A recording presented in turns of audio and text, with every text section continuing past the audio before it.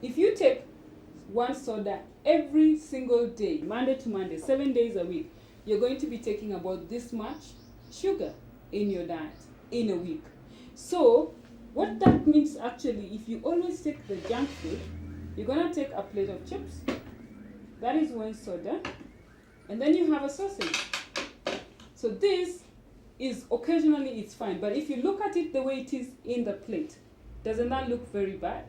And ideally, if you eat a lot of sugar in your diet, you take a lot of fat in your diet, then you're going to live long enough to take these drugs. This is where now the problem begins. You get into problems with your weight, you get into problems with your cholesterol, you get into problems with your energy levels.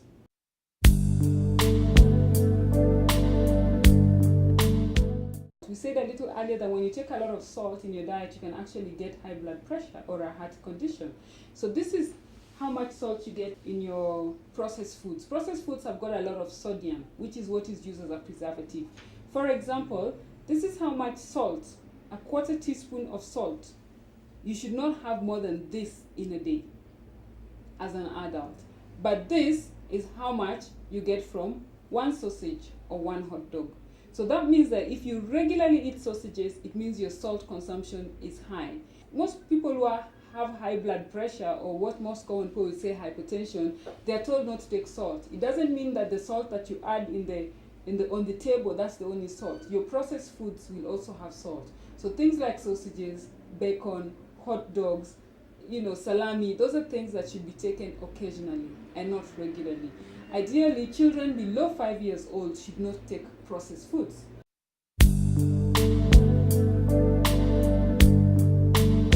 It's not only that we make mistakes from taking too much salt and too much sugar and too much fat. The other mistake we make is eating too little at the wrong time. If you take nothing for breakfast, you're always going to get a headache at the end of the day. So if you have a headache, you don't take breakfast, that's the problem. If you have a lot of food at night, then you're never going to be well rested in the morning. So you wake up feeling tired. People who skip meals the whole day and eat one meal, you will add weight very, very easily. People who don't take breakfast and also don't take other meals, you're going to have constipation. If you eat only one meal a day, you're going to have acidity, you're going to have gas. So imagine in the evening you're tired because you didn't eat breakfast, you have a headache. In the morning, you're very tired because you didn't sleep properly. So what happens? That you develop chronic fatigue syndrome, and before you know it, high blood pressure, and something else comes up, okay? And there's some things that we go through that we think it is a health problem.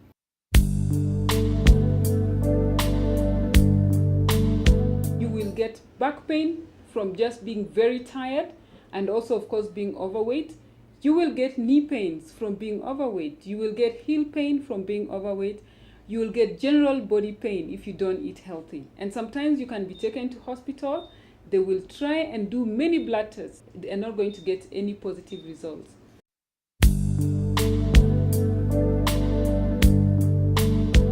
Ideally, when you don't eat healthy, like we have mentioned, eat too many toxic materials, you will get fatigue, always feeling very tired. You will get constipation. You will always get headaches. If you're somebody who has allergy or allergic reactions, you will worsen the situation. Or you tend to start getting allergies, yet you are not allergic from the beginning. And then stress. Your stress levels are high when you don't rest properly. Your stress levels are high when you're always hungry. Your stress levels will be high if you don't eat healthy.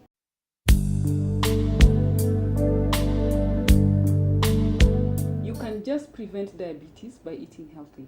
You can control your high blood pressure. You can prevent hypertension from eating healthy. You can control your cholesterol by eating healthy. You can prevent heart disease by eating healthy. And you can also prevent cancer just by eating healthy. So you can prevent all these conditions by just eating healthy and making a few changes to your diet and your daily living. And this is what we are going to talk about just now.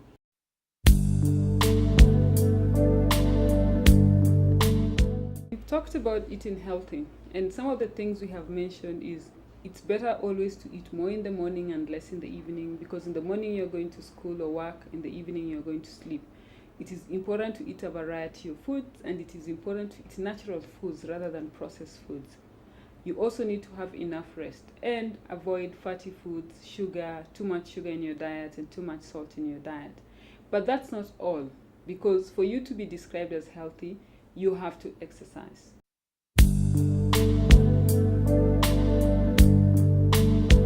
Exercise is actually described an activity that is rhythmic and will last 30 minutes to 1 hour and is continuous. So we are talking about walking, jogging, running, dancing, swimming, and not sleeping. It has to be rhythmic and continuous.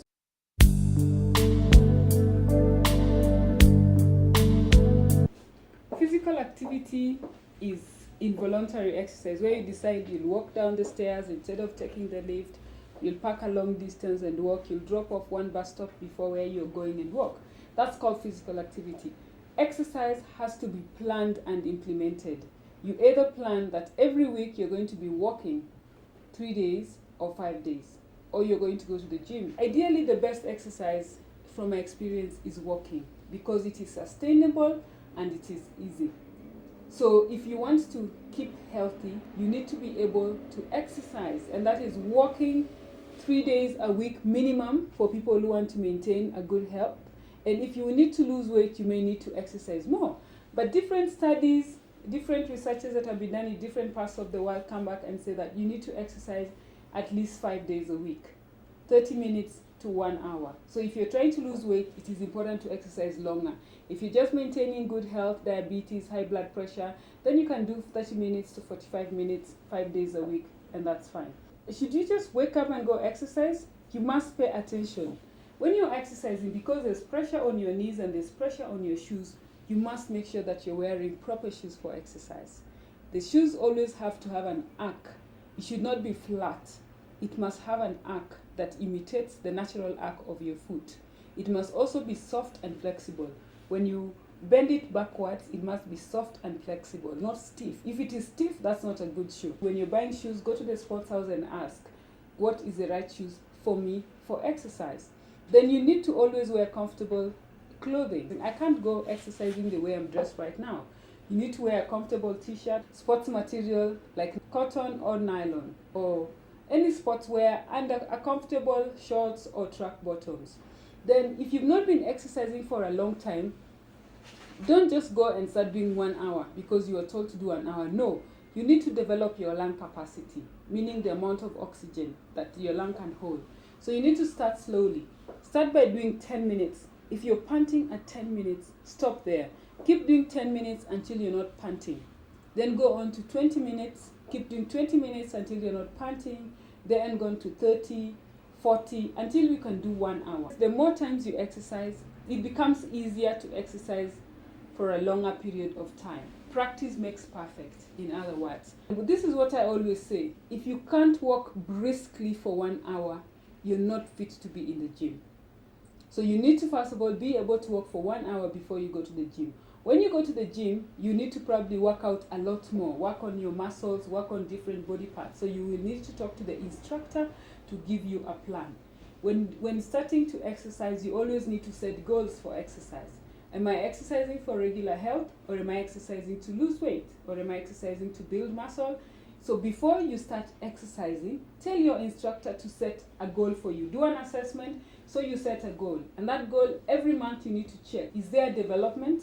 Have I improved on my muscle strength, muscle endurance, cardiovascular, flexibility, and body composition? If after 3 months there is no change, then your exercise is not effective.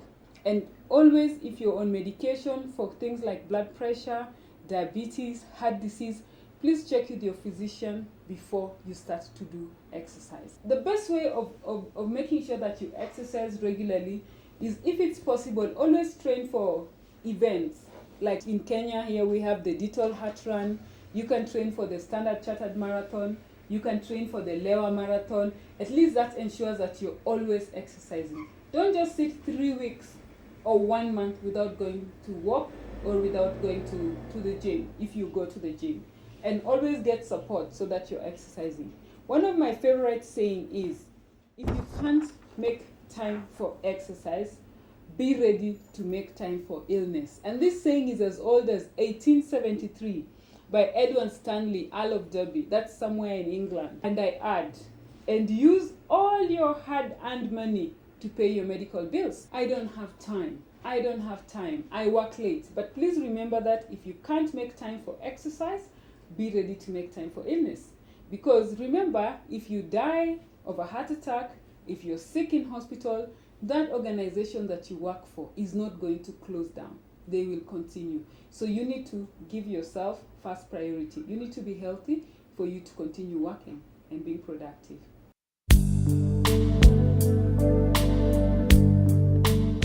We've talked about eating healthy. We've talked about having enough rest. We've talked about avoiding junk food and things which are high in fat and sugar. We've talked about if you want to prevent diseases, you must eat healthy.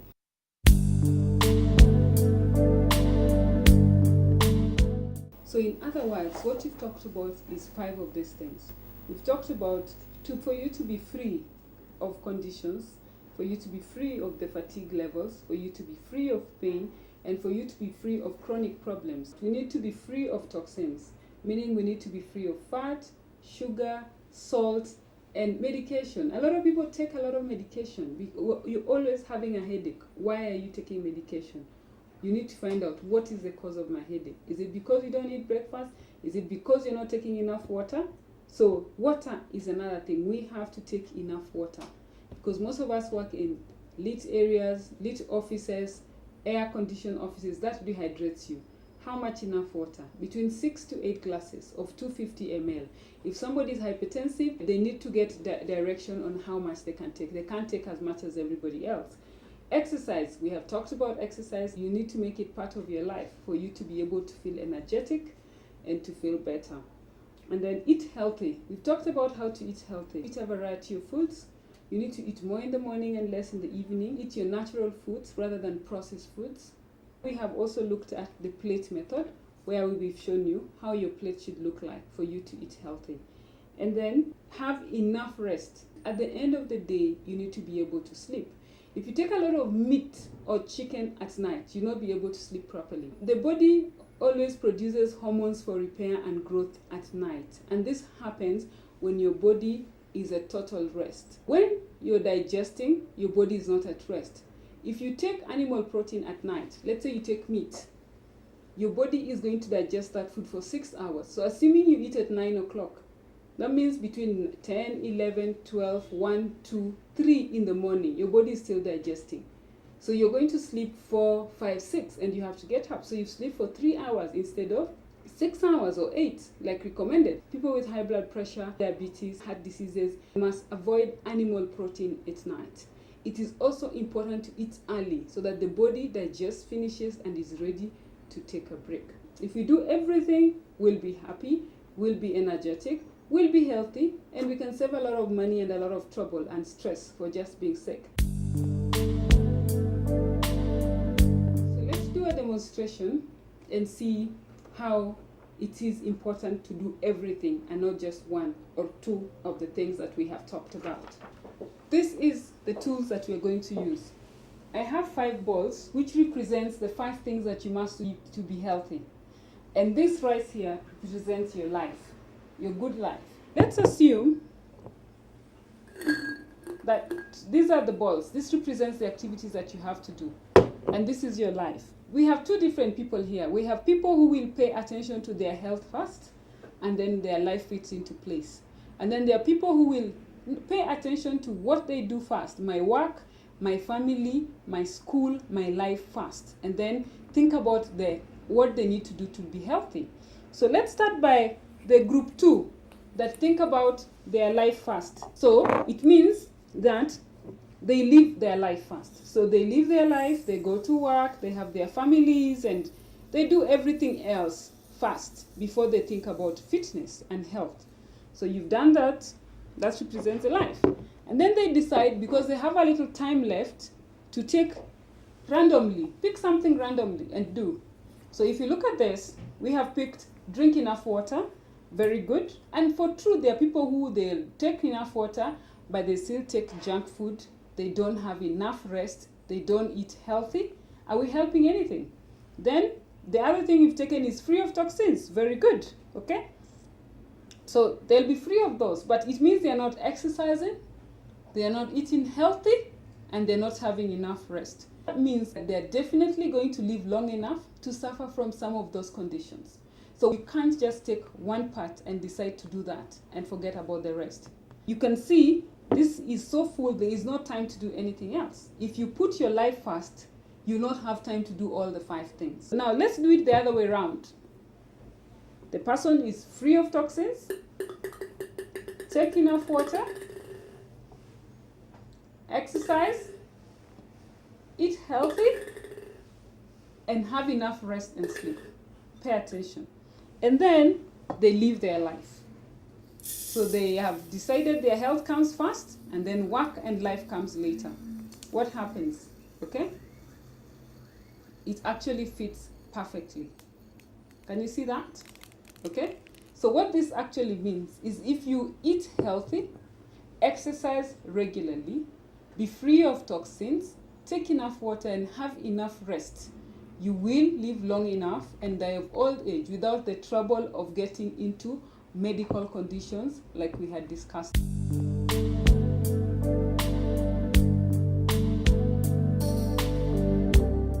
Taking drugs without eating properly is like washing your hands and drying them in the dirt. So if you're feeling sick, let's say you have a headache. Why do you have a headache? Must you take the drug? You need to identify the problem, because yes, you might take the drug, it will not solve the problem. Because why are you having a headache? Is it because of dehydration? Is it because of lack of sleep? Is it because you're overworking yourself and stress? So you must always identify the problem first to prevent that. I hope that you can eat healthy, apply some of the things we've talked about, and go out and look for a nutritionist and a dietitian to get further information. Look out for more nutrition information that will be coming soon on cholesterol and fat, on diabetes, on high blood pressure, and how to help your children eat healthy.